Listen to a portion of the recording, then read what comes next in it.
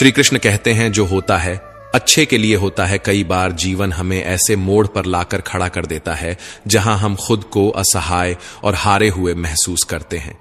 हम सोचते हैं कि हमारे साथ ही ऐसा क्यों हो रहा है, लेकिन सत्य यही है कि जो कुछ भी होता है वह अच्छे के लिए ही होता है। अगर कोई सपना टूटता है तो समझो कि नया सपना संजोने का समय आ गया है।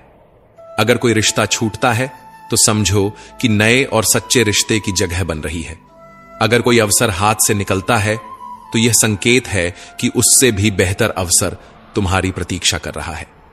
श्री कृष्ण कहते हैं, हे पार्थ, जो हुआ वह अच्छे के लिए हुआ, जो हो रहा है वह भी अच्छे के लिए हो रहा है, और जो होगा वह भी अच्छे के लिए ही होगा। हर परिस्थिति में छुपा संदेश समझो।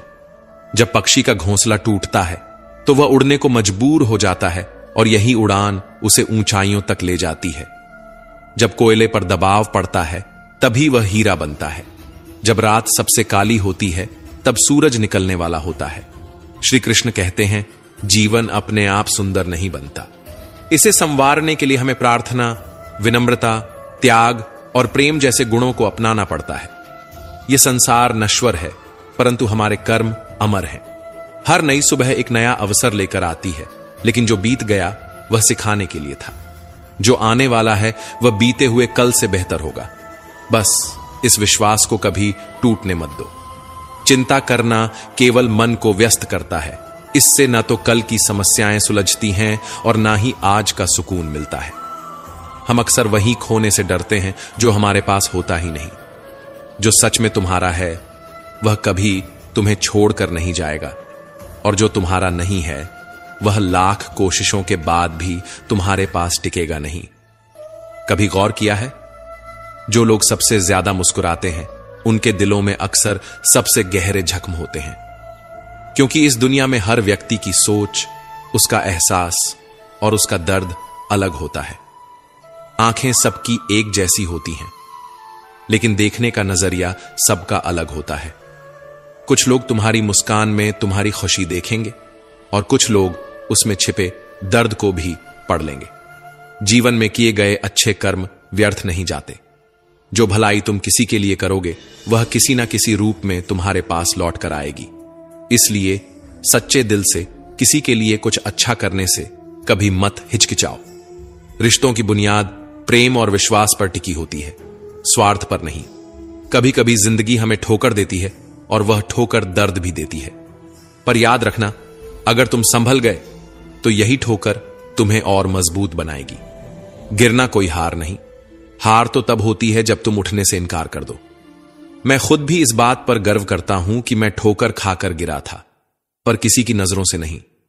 भगवान का शुक्रगुजार रहना ही जीवन का सही तरीका है, क्योंकि जब तुम शिकायत करते हो तो तुम अपने वर्तमान से असंतोष जताते हो।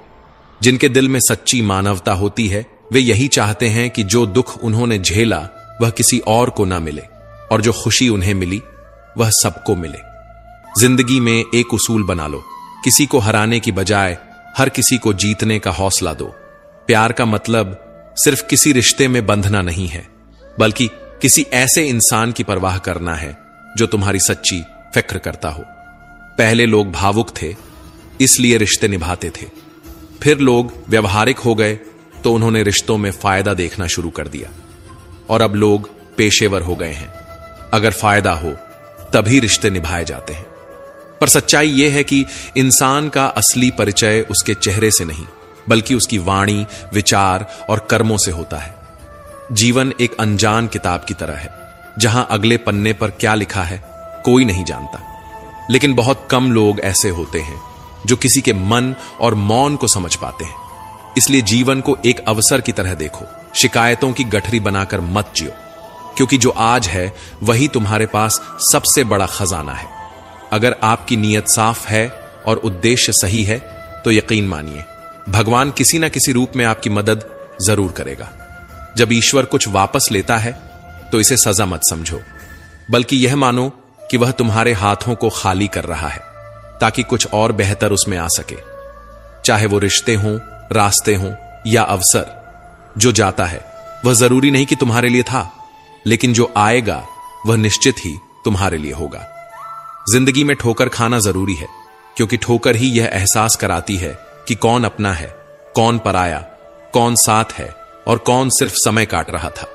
अक्सर लोग कहते हैं कि समय बदल जाता है, लेकिन सच तो यह है कि समय नहीं, लोग बदल जाते हैं। और जब तुम्हें यह समझ में आ जाता है तो तुम्हारी अपेक्षाएं भी बदल जाती हैं। अब ना तो ज्यादा लोग अच्छे लगते हैं और ना ही किसी से अधिक अच्छाई की उम्मीद रह गई है। रिश्ते उन्हीं से रखो जो तुम्हारी इज्जत और सम्मान करें, क्योंकि भीड़ बढ़ाने से कोई फायदा नहीं है। कुछ लोग साथ रहकर भी अपने नहीं होते और कुछ लोग दूर रहकर भी हर पल तुम्हारे साथ होते हैं। कभी कभी सबसे बड़े धोखे हमें वहां मिलते हैं जहां हमने सबसे ज्यादा भरोसा किया होता है। लेकिन याद रखना, तुम्हारा आत्मसम्मान सबसे महत्वपूर्ण है। इसलिए खुद को उन लोगों से बचाओ जो तुम्हें बार बार गिराने की कोशिश करें। श्री कृष्ण कहते हैं, उन्हें छोड़ देना ही सही है जो तुम्हारे अस्तित्व का मूल्य नहीं समझते। हर किसी को खुश करने की कोशिश मत करो, क्योंकि जो तुम्हें सच में चाहता है वह तुम्हें बदलने की नहीं, समझने की कोशिश करेगा। जीवन में सत्य के रास्ते पर चलो, धैर्य रखो और अपनी मंजिल की ओर बढ़ते रहो। परमात्मा के न्याय पर भरोसा रखो, क्योंकि जो आज तुम्हारे खिलाफ है कल वही तुम्हारी कहानी से प्रेरणा लेगा। हर परिस्थिति में शांत मन से समाधान ढूंढने की कोशिश करो, क्योंकि जल्दबाजी में लिया गया निर्णय अक्सर पछतावे का कारण बनता है। जगत में प्रत्येक व्यक्ति किसी न किसी प्रकार की निर्बलता लेकर आता है।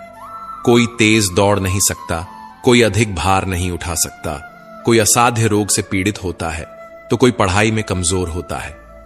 लेकिन सबसे बड़ा सवाल यह नहीं है कि तुम्हारे पास क्या कमी है। सबसे बड़ा सवाल यह है कि तुम अपनी उस कमी को कैसे देखते हो।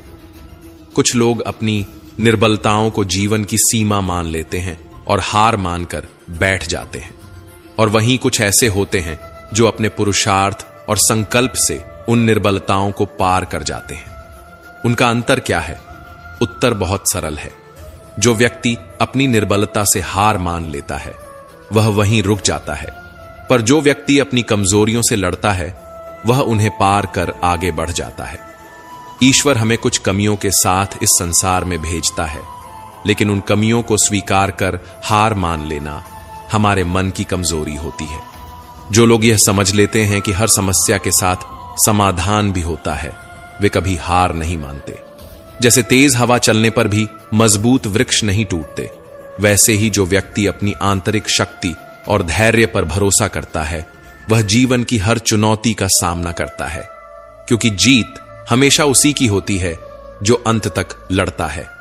श्री कृष्ण कहते हैं, जिस व्यक्ति में ज्ञान की कमी होती है और ईश्वर के प्रति श्रद्धा नहीं होती, वह जीवन में सच्चा आनंद और सफलता प्राप्त नहीं कर सकता, क्योंकि ज्ञान केवल पुस्तकों में नहीं, अनुभवों में भी होता है, और श्रद्धा केवल मंदिरों में नहीं, कर्मों में भी होती है। जब तक मनुष्य अपने जीवन में संतोष को नहीं अपनाएगा, वह सदा अधूरेपन का शिकार रहेगा। ईश्वर ने हमें जो भी दिया है वह हमारे लिए पर्याप्त है, यही सबसे बड़ी सच्चाई है। हम अक्सर जो नहीं है उसी के पीछे भागते रहते हैं, लेकिन जो हमारे पास है उसकी कद्र करना भूल जाते हैं। संतोष, सदाचार, स्नेह और सेवा जैसे गुण तभी प्रकट होते हैं जब हम सत्संग का सहारा लेते हैं, अच्छे विचारों को अपनाते हैं और जीवन को एक उद्देश्य के साथ जीते हैं। ईश्वर से की गई प्रार्थना का अर्थ यह नहीं कि वह हमारी स्थिति तुरंत बदल देगा, बल्कि उस प्रार्थना से हमारे चरित्र में बदलाव आता है। हमारी सोच बदलती है, हमारे विचार बदलते हैं, और जब सोच बदलती है तब परिस्थितियां भी स्वयं बदलने लगती हैं। इसलिए केवल हाथ जोड़ने से कुछ नहीं होगा, मन को भी झुकाना पड़ेगा। हमारी बातें इतनी मधुर होनी चाहिए कि अगर कभी हमें उन्हें वापस लेना पड़े तो वह कड़वी न लगे। शब्दों का घाव तलवार से भी गहरा होता है। लोग तुम्हारी बुद्धिमत्ता को भूल सकते हैं, तुम्हारी उपलब्धियों को भी भूल सकते हैं, लेकिन कैसे बोले थे ये हमेशा याद रखते हैं। अपने जीवन में थोड़ा स्वाभिमान रखना भी जरूरी है, अन्यथा लोग आपको उन जगहों पर भी दबाने की कोशिश करेंगे जहां आपका अधिकार है। भगवान कृष्ण ने कहा है कि जो व्यक्ति दुख और सुख को समान रूप से देखता है और इंद्रियों के विषयों से विचलित नहीं होता, वही मोक्ष का अधिकारी है। जो चीजें तुम्हारे नियंत्रण में नहीं हैं, उनमें समय बर्बाद करना मूर्खता है। दुनिया में हर किसी को खुश करने की कोशिश मत करो, क्योंकि यह असंभव है। जब तक आप खुद से हार नहीं मानते, तब तक दुनिया की कोई ताकत आपको परास्त नहीं कर सकती। आप कमजोर नहीं हैं। वक्त ऐसा है, और वक्त बदलता है, इसके साथ परिस्थितियां भी बदलती हैं। इसलिए बिना थके, बिना रुके अपने कर्म करते रहो। कोई भी किसी और के सपनों को पूरा करने के लिए इस दुनिया में नहीं आया है। हर कोई अपनी तकदीर और हकीकत बनाने में लगा हुआ है। अगर सफलता तुम्हारे हाथ नहीं आ रही है, तो इसका मतलब यह नहीं कि वह तुम्हारी नहीं है। इसका अर्थ सिर्फ इतना है कि तुम्हारी कोशिशों में बदलाव की जरूरत है। जीवन में प्यार और नफरत दोनों के बीच संतुलन बनाए रखना जरूरी है। जब दोनों ना हो, तब चीजें और भी स्पष्ट हो जाती हैं, क्योंकि जब तुम नफरत में जकड़े होते हो तो कुछ देख नहीं पाते, और जब प्यार में डूबे होते हो तो बहुत कुछ अनदेखा कर देते हो। जीवन ठहराव और गति के बीच का संतुलन है। कभी रुको, सोचो, फिर आगे बढ़ो। जब मैं कहता हूं कि तुम देवी देवता हो, तो इसका अर्थ यह नहीं कि तुम पूजा के पात्र हो। इसका अर्थ यह है कि तुम में अनंत संभावनाएं हैं। तुम्हारी क्षमताएं सीमित नहीं हैं, बल्कि अनंत हैं। अगर कोई कहता है कि तुमसे कुछ नहीं होगा, तो याद रखना, तुम्हारी शक्ति को जानने वाला तुम्हारे भीतर बैठा है, बाहर नहीं। गीता में श्री कृष्ण कहते हैं, जल की एक छोटी सी बूंद अगर जलते तवे पर गिरे तो वह तुरंत भाप बनकर उड़ जाती है, लेकिन वही बूंद यदि कमल के पुष्प पर गिरे तो वह मोती की भांति चमक उठती है। यह वही बूंद है जो अगर किसी मृत व्यक्ति के मुख में गिरे तो गंगा जल बनकर उसे मोक्ष प्रदान कर देती है। परंतु यदि वही बूंद किसी सर्प के मुख में गिरे तो वह विष में बदल जाती है। हर परिस्थिति में वह बूंद केवल जल की बूंद ही होती है, लेकिन उसका परिणाम बदलता है केवल उसके संग के कारण। संगति में वह परिवर्तन की शक्ति होती है जो हमारी पूरी दिशा बदल सकती है। यदि एक जल की बूंद का भविष्य उसकी संगति तय कर सकती है, तो मनुष्य क्यों नहीं? अच्छी संगति ऊंचाइयों तक ले जाती है और बुरी संगति अधोगति की ओर धकेल देती है। अगर आप बुरे लोगों के साथ रहेंगे तो या तो उनके शिकार बन जाएंगे या खुद उन्हीं जैसे बन जाएंगे।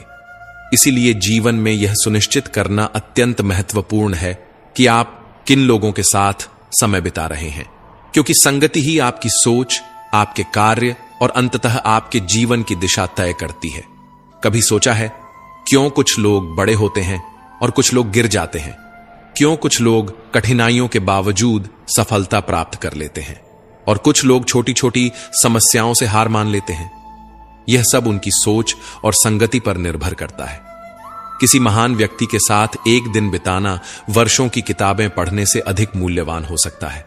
दुख ने एक बार सुख से कहा, तुम्हारा नाम तो हर इंसान की जुबान पर है, सब तुम्हें पाना चाहते हैं। सुख मुस्कुराया और बोला, भाग्यशाली तो तुम हो, क्योंकि लोग तुम्हारे आने पर अपनों को याद करते हैं, जबकि मेरे आने पर वे अपनों को भूल जाते हैं। सुख भले ही सभी को प्रिय होता है, लेकिन दुख की भी अपनी जगह होती है। दुख हमें जीवन के असली मूल्य समझाता है। यह हमें दिखाता है कि कौन हमारे साथ है और कौन नहीं। जीवन में दुख दो तरह से आता है। पहला, तब जब हमारी कोई इच्छा अधूरी रह जाती है, और दूसरा, तब जब हमारी सारी इच्छाएं पूरी हो जाती हैं। कई बार जब हम सब कुछ पा लेते हैं, तब भी हमें संतोष नहीं होता। असल में दुख हमारे जीवन का एक ऐसा हिस्सा है जो हमें मजबूत बनाता है। जब भी जीवन में कठिनाई आती है, यह केवल हमें कष्ट देने नहीं आती, बल्कि हमें सीखने और समझने का मौका देती है। अगर थोड़ी कठिनाई सहने से बड़ा सुख मिल सकता है, तो समझदार व्यक्ति वही करेगा। वह छोटे दुख को स्वीकार करेगा और बड़े सुख की ओर बढ़ेगा। याद रखो, अंधेरा सिर्फ इस बात का संकेत देता है कि उजाला पास है। दुख केवल यह बताने आता है कि सुख तुम्हारी राह देख रहा है।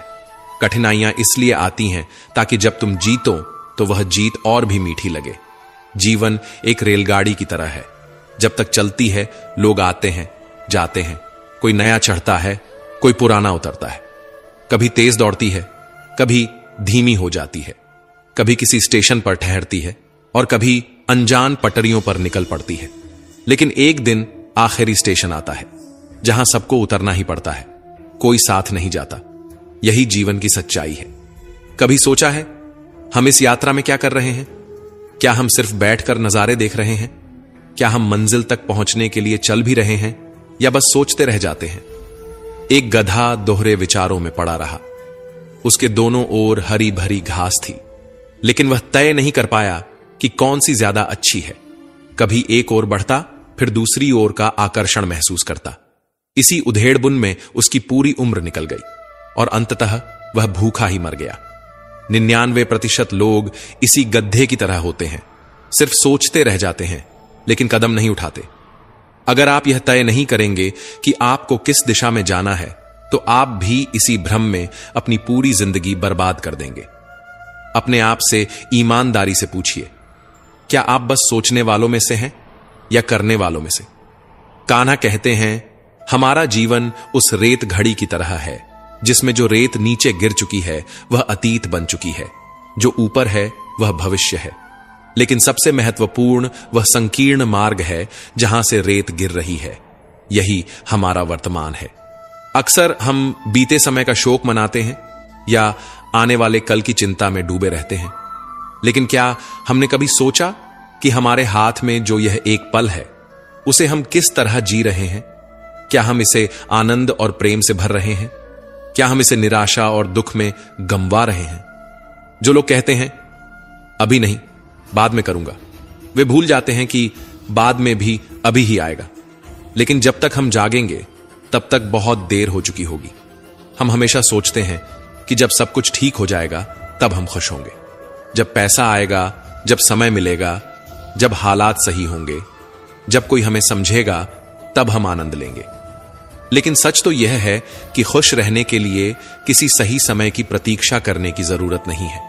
खुशी को किसी मंजिल की तरह देखने के बजाय उसे यात्रा का हिस्सा बनाइए।